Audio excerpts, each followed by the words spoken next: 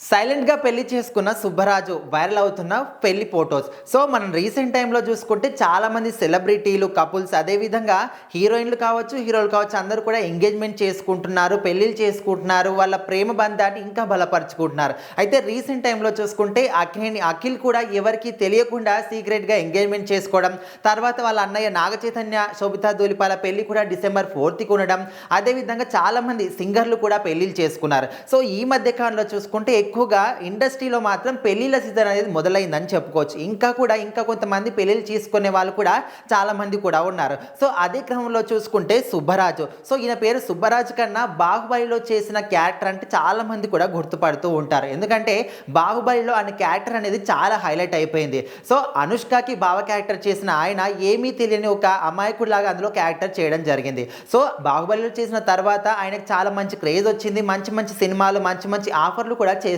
వస్తున్నాడు.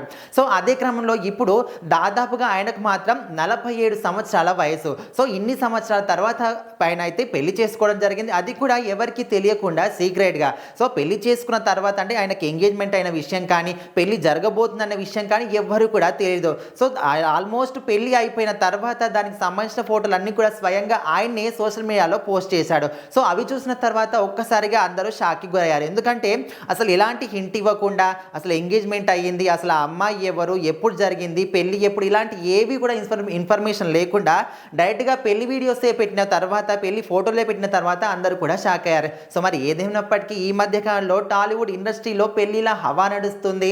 అందరూ సెలబ్రిటీలందరూ కూడా పెళ్లిళ్ళు చేసుకొని స్థిరపడుతున్నారని చాలామంది కూడా ఫీల్ అవుతున్నారు.